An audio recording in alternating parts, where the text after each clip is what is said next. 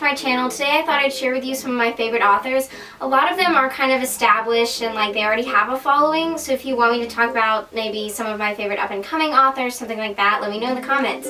Let's get into it. So number 8 on my list is Nicola Yoon. She wrote books like The Sun Is Also a Star, which I talked about in my last video, the first video on my channel, books that I've been reading in quarantine if you want to check that out.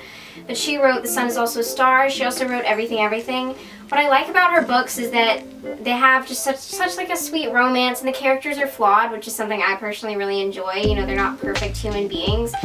I will say I don't think she'll become like great literature. She's not going to become the next Charles Dickens, but for what they're supposed to be, I think they're really great, you know, young adult read, so definitely check that out.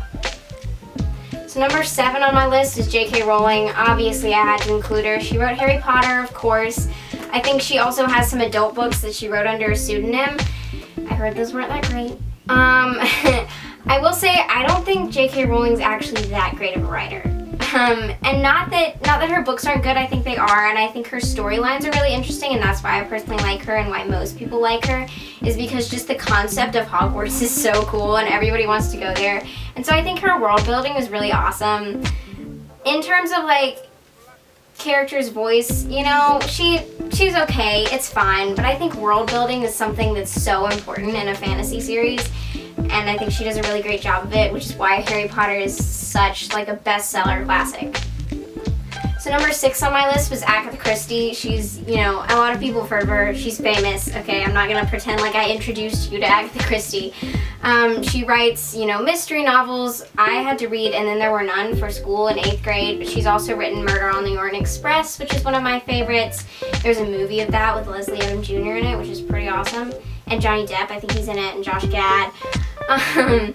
But I like the suspense in them, of course, you know, it's a mystery novel. I think that she's really good at writing villains that you don't expect to be the villain, and I also think that her detectives are always very interesting people. She has a couple different detectives. She has the guy from Murder on the Orient Express. She has Madame Marple mysteries.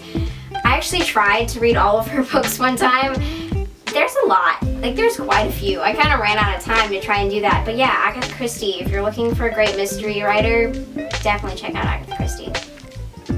So number 5 on my list was Ray Bradbury. A lot of people are assigned to read Bradbury for school, which, like, a lot of people hate the books they have to read for school, and they're like, oh, all the school books are stupid, you know, whatever.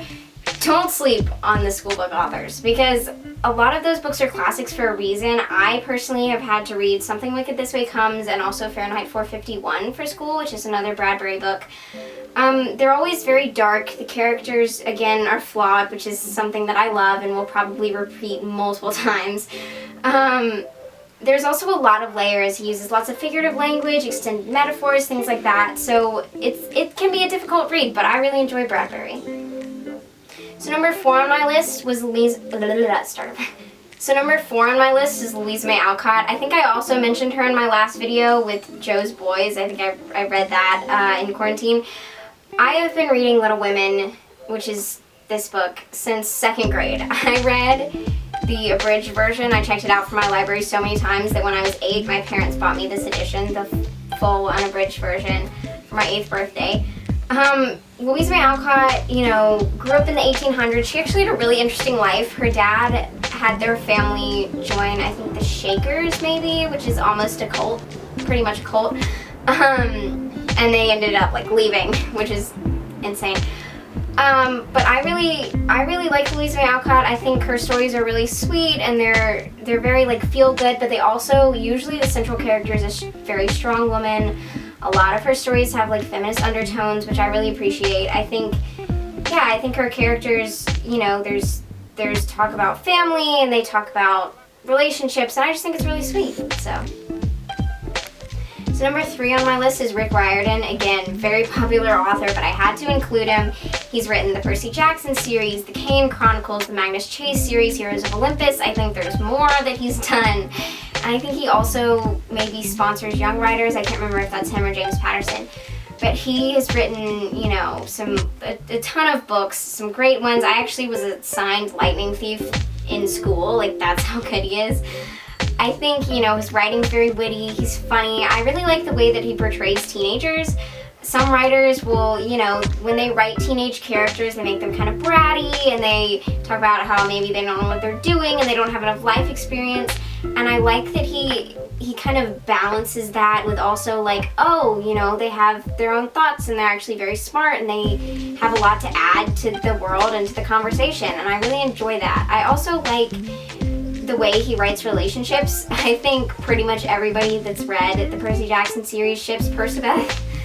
They're like one of my main ships. I love them so much. I think that, I think it's because it's not overly sappy. Like, they were friends first, and I really appreciate that in writing.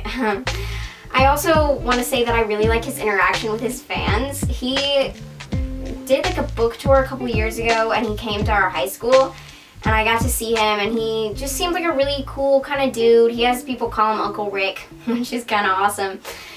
He also, you know, like, the Percy Jackson movies were terrible. If you haven't seen them, you don't need to. Like, they're not even good as a movie. They're just bad. And he published the emails that he wrote to the producers about, like, the script and how he hated it, and I just think that's really funny. So number 2 on my list is LinManuel Miranda. Technically not an author, but he does have a book out. It's called Good Morning, Good Night, Little Pep Talks for Me and You, and it's a collection of his tweets. He, you know, on his Twitter will tweet something out in the morning and at night, and they're just little, like, inspirational kind of things. He's not a book writer. He wrote Hamilton, he wrote In the Heights, he writes musicals, and he writes rap musicals. But I think he would be a really good author, and I want to include him somewhere because I'm a huge theater nerd, and I just like Good Morning, Good Night. It's really sweet. I appreciate it. I appreciate the sentiment that he put behind it, so I'm going to include him anyway. Number 1 on my list, all-time favorite author, as of right now, subject to change, is Markus Zusak. Markus Zusak he's written a couple books. The ones that I've read are Book Thief and I Am the Messenger. I think, you know, he writes, again, very flawed characters, very human characters, which I appreciate. He also, in the Book Thief, if you haven't read it, this is not really a spoiler alert, he uses death as the narrator, which I find very interesting. So he does write some very dark books. The Book Thief itself is about a girl who is adopted in Germany, grows up in Germany during World War II, and kind of her battle with her country versus herself, and knowing herself and trying to find family in that time. And then I Am the Messenger is more modern day, and it has a very interesting concept. Also kind of a dark book. But I love his use of figurative language. I think just his style of writing is really cool. Again, the death as a narrator thing I think is incredibly interesting. So yeah, Markus Zusak, great author. Totally check him out, no matter what age you are. I think he's really awesome. And that's it. Thanks for listening to me ramble about my favorite authors. If you have a favorite author, leave it below in the comments. Let me know if you have any suggestions for what I should read. You know, don't forget to like and subscribe if you want to see more footage of my cat.